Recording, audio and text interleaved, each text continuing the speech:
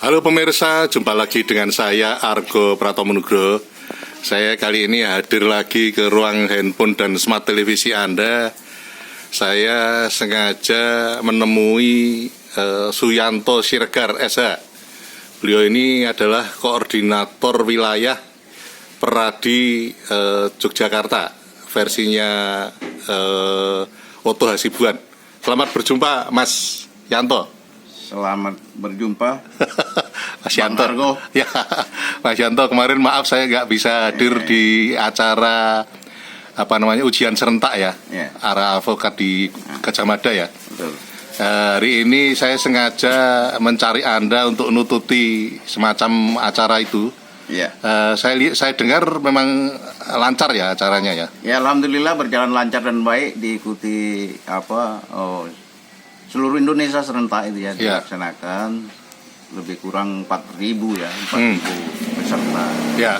Untuk di Yogyakarta diikuti oleh 122-an peserta yang diadakan di Fakultas Hukum UGM Yogyakarta. Ya, Universitas Gajah Mada ya. Jadi itu dari pendaftar itu, peserta itu dari seluruh kampus yang dilakukan melalui DPC Pradi se-Yogyakarta. Jadi dikumpulkan seluruhnya 122 orang. Ya, ya. Nah itu jadi animo untuk mengikuti ujian profesi advokat melalui Pradi ini sangat tinggi. Sangat tinggi ya.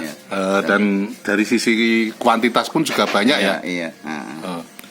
Lalu Mas, saya dengar ada semacam isu-isu yang kaitannya dengan magang, itu seperti apa ini? Jadi begini, memang betul itu ada kaitannya seperti apa yang diamanahkan oleh Undang-Undang Advokat nomor 18 tahun 2003. Setelah seseorang itu mengikuti ujian profesi advokat ya, yang diselenggarakan oleh Pradi, kemudian diwajibkan mengikuti magang selama 2 tahun. Ya. Terhitung sejak lulus S1 sebenarnya ya. Atau setelah selesai magang. Nah, ini belakangan ada yang menggugat di Mahkamah Konstitusi persyaratan magang tersebut. Oh ya. Nah, seperti apa Mas? yaitu namun sepertinya ditolak. Oh ya. Itu berdasarkan putusan nomor 62 PUU garis penghubung 23 Romawi garing 2025. Itu nomor perkaranya yang diajukan oleh Eriko Wiratama Sinu Haji, pemohonnya. Merasa magang tak harus di kantor advokat saat seseorang ingin menjadi advokat, dan dia menilai bahwa seseorang yang sudah bekerja misalnya di suatu instansi perusahaan atau instansi sebagai legal perusahaan dianggap cukup magang. Nah, ini ternyata tidak disetujui dan ditolak oleh Mahkamah Konstitusi.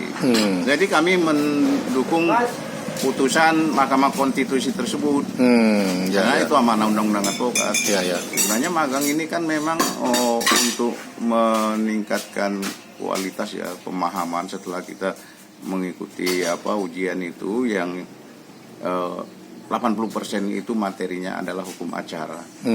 Kemudian secara praktek nanti sebelum disumpah menjadi advokat, itu ya harus magang di kantor advokat.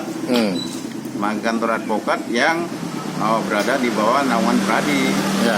Nah, itu penting artinya untuk seseorang calon advokat supaya dalam praktek nanti tidak gagap, Pak. Karena magang ini kan mengikuti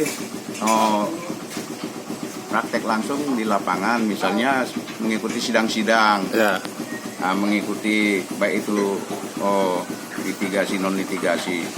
Jadi tidak instan begitu. Jadi putusan MK yang menolak ketentuan bahwa magang itu untuk diubah selain di kantor advokat itu ditolak, kami sependapat itu dengan putusan Mahkamah Konstitusi. Artinya sekarang dengan kata lain tetap dipraktekkan magang harus di tempat advokat harus itu ya? Konsisten, karena menjadi advokat ini adalah suatu pekerjaan profesional, Pak. Bukan pekerja yang hanya setelah nanti jadi advokat itu misalnya terjun kembali ke suatu perusahaan tertentu misalnya. Artinya harus paham SOP-nya ya. Nah, dan kita harus mengikuti juga sistem hukum di Indonesia itu terdiri dari beberapa bidang peradilan juga. Ya. Selain peradilan umum ada peradilan agama, Ya. PT-UN, bahkan peradilan militer. Ya. Nah, bagaimana ini kita memahami seluruh mekanisme hukum acara kalau kita tidak mengikuti magang di suatu kantor advokat dan praktek langsung ya. Nah, berbeda Pak dengan perusahaan itu kan ya internal sifatnya. Ya. Kan? Nah, khusus ya. Ini yang perlu dipahami bahwa kewenangan juga Pradi ini ada 8 kewenangan ya, selain melakukan PKPA juga melakukan itu tadi ya pelantikan advokat atau pengangkatan advokat, kemudian untuk diajukan penyumpahan di pengadilan tinggi ya, karena itu kewenangan pengadilan tinggi untuk melakukan sumpah. Nah, kemudian melakukan pengawasan ya dengan membentuk Dewan Kode Etik dan juga Dewan Kehormatan. Ya. Dan itu juga bahkan apabila ada pelanggaran itu nanti ada sanksi Pak, bisa dipecat oleh organisasi begitu. Oke Mas Yanto, sampai di situ dulu, nanti lain kali saya akan mencari Anda. Terima kasih Mas Yanto. Ya, terima kasih Mas Argo. Ya. Nah pemirsa, akhirnya saya Argo Pratomo Nugroho undur diri dari ruang handphone dan smart televisi Anda.